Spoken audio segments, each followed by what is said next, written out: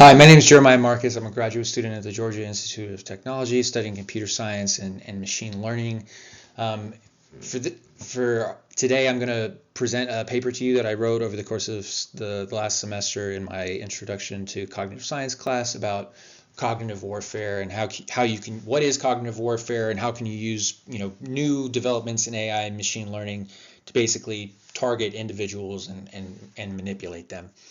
So just a little bit of background on kind of the political changes that are happening today, combined with the technological changes that are creating this. I want to address the concept of hybrid warfare.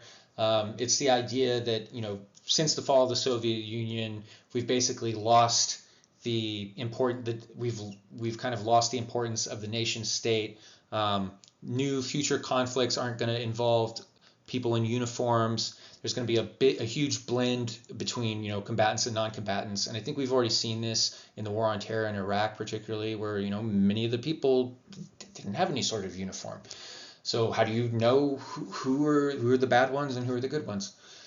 And so that problem, though, is made worse by these advances in artificial intelligence and technology, where we can create these very manipulative, very powerful cognitive attacks on people. And cognitive warfare, you can think of it essentially in the same way as a cyber attack, but instead of targeting a piece of infrastructure, a hardware, a piece of code, releasing some sort of computer virus, you're essentially using technology, human-computer interfaces to hurt people, to manipulate them or cause distractions for them, or cause them to have emotional breakdowns, that sort of thing. And so in creating this research agenda, I had a lot of background in security in the military and technology before I wrote this paper, so I kind of had an advantage there. I wanted to ensure, though, that all the readers had a good understanding of the kind of the political things I just mentioned that are creating this environment. So essentially, in doing the research, I created a structure for the paper, and then I kind of executed search queries based off of that, based on individual questions that I wanted to answer, to develop the narrative into kind of answering the question that I wanted to add. And so like the loose structure was,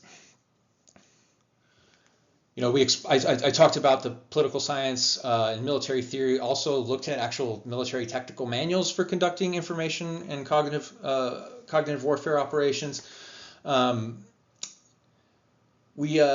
broke, and then I dove into actual cognitive warfare itself. It's defining it, showing what individual and societal risk factors and vulnerabilities exist that people can use, attackers can use to use psychological manipulation techniques to attack them. And so we spent a lot of time talking about that. If you look on the results slide at the top center, you see kind of a diagram that shows how cyber operations and psychological operations overlap, and that's kind of where we're at here with cognitive warfare. And then finally, I came up with a hypothetical framework for like a social media feed or a AI application that would integrate with social media feeds to basically kind of identify people's psychological profiles, and then instead of vending them content that would drive them to make purchases, or view advertisements, vending them content intentionally with the idea to either manipulate them, cause distractions to them, or hurt them in some way emotionally based off of what about their psychological profile. And so in the bottom left center, you can see the description. There's various types of warfare that actually fall under the domain of cognitive warfare. You read the definitions, but particular one that I covered in the paper was memetic warfare, and how you can just kind of meme bomb people over time, sending them the same content to get them to feel a certain way.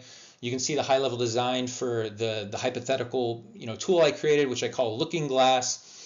And so I guess finally, in conclusion, a few things I took away from this that are important. This is already happening. There's been Iranian actors that have targeted veterans in the United States. There's a bunch of new kinds of attacks in genetic engineering and biotech that we should see over the horizon. And then, thankfully, there are defensive techniques in the work to fix these problems. And with that, I had a great time writing this, and I hope you had a great time reading it.